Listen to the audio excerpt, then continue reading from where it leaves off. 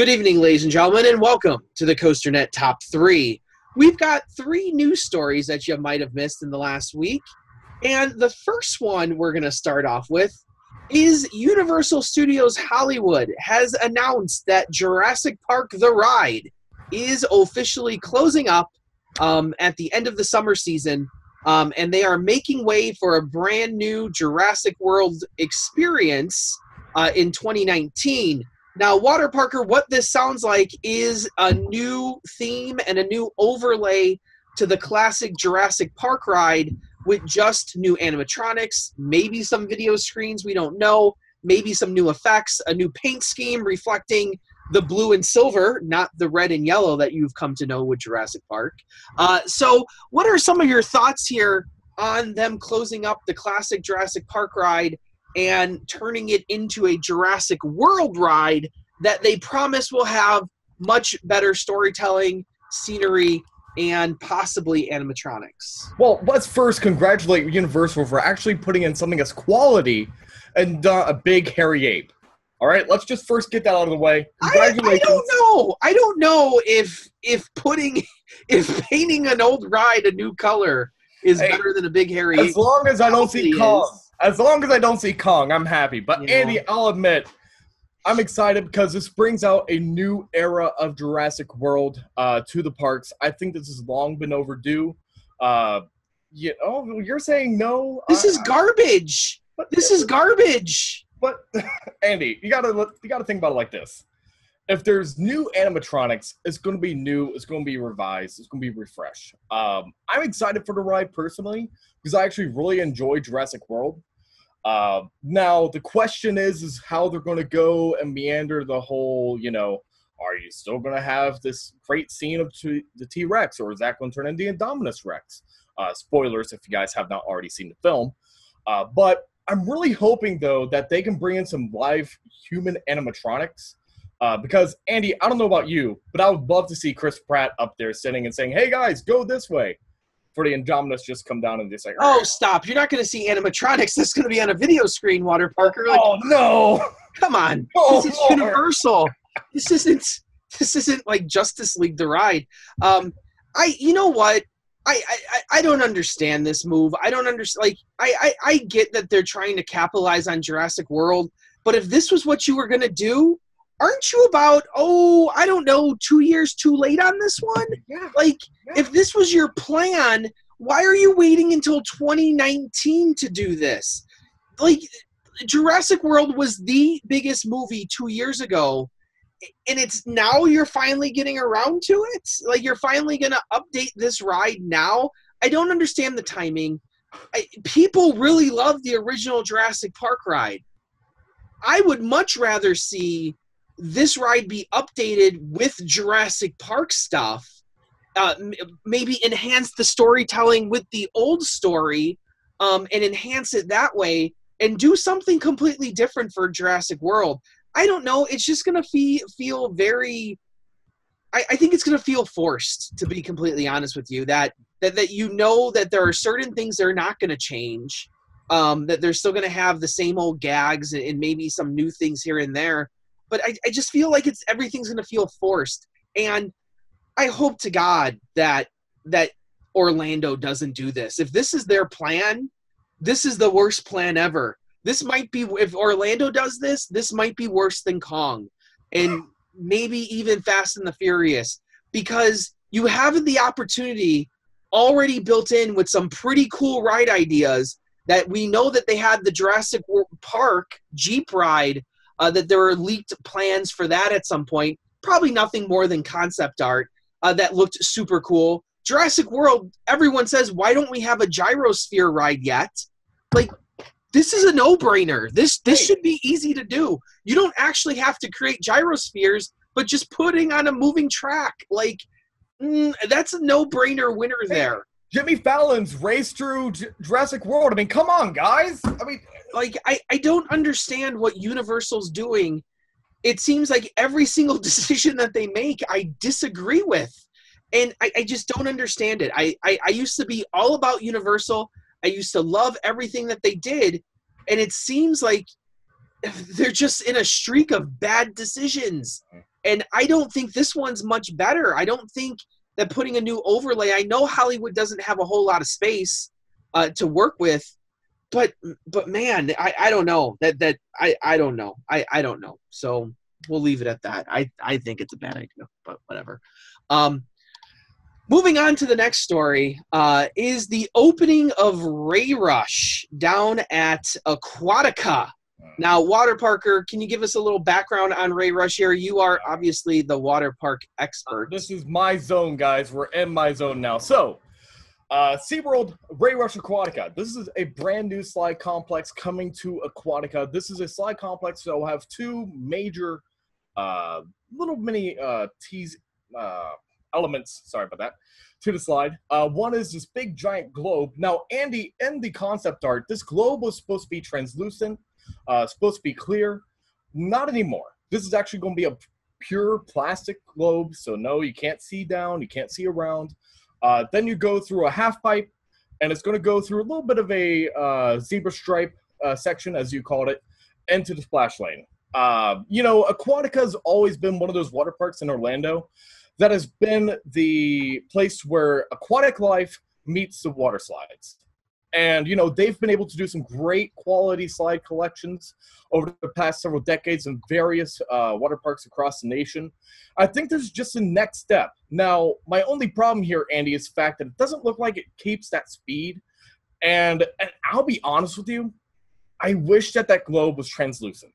That is one of my main problems with this attraction. You know, we've seen POVs come out of the slide. We watched those together. It looks like a fun slide overall. I'm not going to go and harp on it. But overall, I mean, Andy, I'm going to admit it right here, right now. I wish that globe was translucent. So I'll send it back to you for your thoughts. Well, you know, to me, I think the first launch looks somewhat interesting, and it's an interesting way to start a slide because usually you just do it from a higher elevation and get the speed pretty easily. So it's a bit of a strange choice to go with one of those launches that looks like a moderate launch into that first drop into the globe. I agree. I think the globe would look a lot better. It seems like you get a lot of air, like a lot of height off that first half pipe. And then you kind of just, you know, go back and forth on it a few times until you continue on into the slide. You know, I guess it seems like a nice slide to add to an already established, you know, collection. I don't know if it's something that you are like building around. I think it's something that you just added to your collection to take people away from other things and to add another experience onto what people are paying for to go to Aquatica. You know, I think it is what it is. I don't think it's groundbreaking by any sense of the word.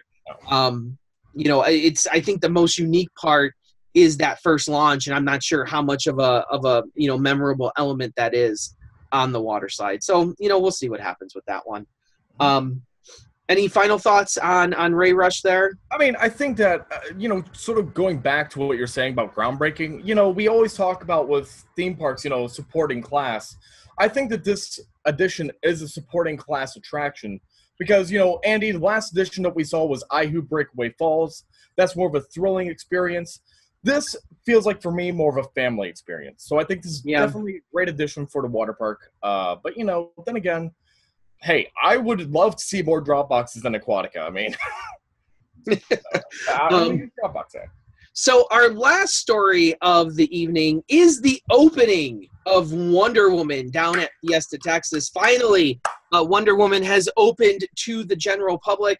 They did some member previews, some pass holder previews, and it seems like this ride is getting a very good response. Now, if you recall, Water Parker, you know, Danny and I came down pretty hard on this ride, saying that, you know, we wondered how it would maintain its capacity. And so far, from all reports, granted, we don't have it's not the middle of the season yet. It's still early on.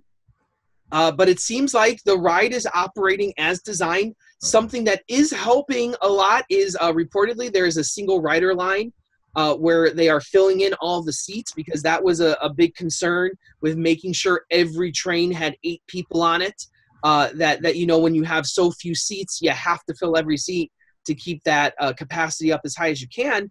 And I think the more important part is people are really liking this experience, that people are really liking Wonder Woman. The videos coming out of Fiesta are just fantastic with how fast this thing is moving.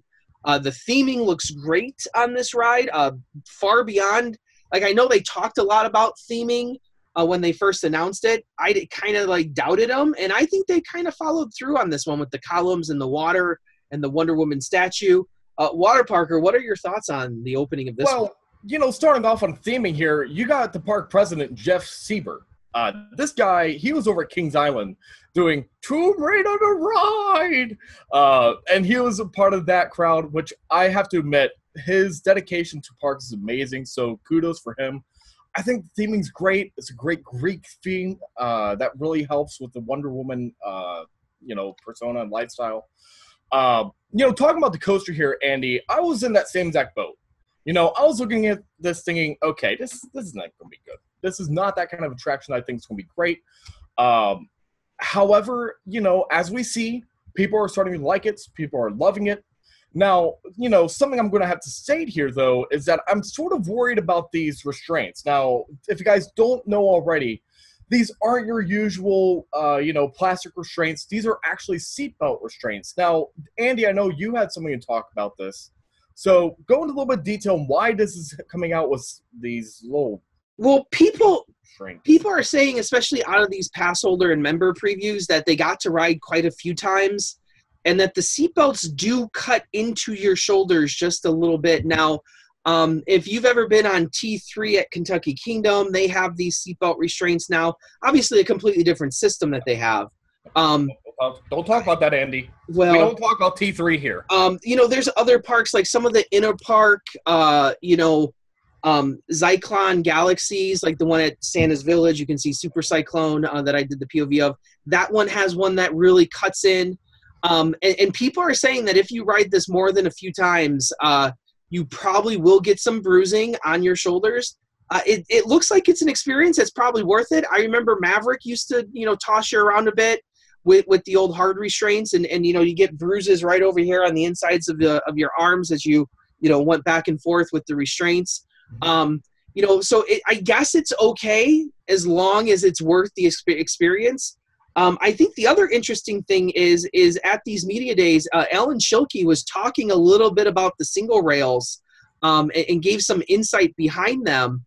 And one of the interesting things that he said is that he hopes to bring some of the single rails up beyond 200 feet, that they're going to start moving away from the Raptor track clones and start doing more custom layouts for these single rails, and eventually hoping to get that T-Rex off the ground as well. We've heard reports that the T-Rex is a little cost prohibitive for some people, but definitely these single rails seem to be the right price point. And we expect now that, hey, we might not just have Wonder Woman and Railblazer. We might be able to expect different layouts if Six Flags moves forward with this. And Water Parker, I'll be honest, I'm really excited about that prospect because, yeah, I can go down the Fiesta, I can go to California's Great America to get this version, but I'd love to be able to travel to other parks. If this ride is as good as they say it is, I'd love to be able to travel to other parks to get similar but different experiences too. Well, and that's something I was always excited about. When I saw the Raptor track first, I thought, capacity is going to be a problem. And I think that that's something that a lot of parks know and understand already. But when I look at the T-Rex, that's a two-side. You could have two riders per side, car. So it's just like when you have that kind of capacity, think about it, Andy. If that's going to be a hypercoaster, think about that coming to Cedar Point or Kings Island or wherever else. People have been talking about this Giga and Hyper train. It's just like, well, now we don't have to have it just from B&M. This can also be an RMC. Yeah. So I think this brings out a whole entire new spectrum of possibilities for these theme parks. Because, Andy, I'm going to tell you what. There's one problem I've had with a lot of B&M hypers. It's the fact there's no inversions. There's just none. You go and ride Diamondback, nothing. And that's always been my issue. If Diamondback were to have a 0G roll, it would probably be higher on my list. But then again, with RMC, if we get an RMC that's a hyper, that's a T-Rex, and has those kind of inversions, I think that, Andy, a lot of people are going to go on this RMC hyper train. Well, and he also mentioned that with the single rail that he can only push the single rail to about 200 feet because he wants to maintain the tightness of the turns and all that. That once you get above 200, it's very difficult to maintain those tight turns at certain speeds. We know from other rides that you can start seriously messing with people's heads that way. So there is a limit to the single rail with how high it can go. But then you have that T-Rex track that probably isn't going to have as tight turns on it, be more of a standard, still much tighter than what you would expect from other hypers or gigas. But he did mention the word giga as well, that is not outside the realm of possibility. So it's really exciting, I think, to see what could happen with these single rail concepts. And I'm glad to see that they're not just sticking with the single clone, the single Wonder Woman model, that they will be expanding outwards to try to, accommodate other layouts in other places. So it'll be interesting to see who's the next Six Flags to get one and if they get a custom layout. So I think that wraps it up here for us tonight. As always, thank you for joining us here on the COASTER.net Top 3. I'm, of course, Andrew Barczyk from Chicago, Illinois. And I'm the Water Parker from Cincinnati, Ohio, and as always, stay tropical. Right on, Ride Warriors.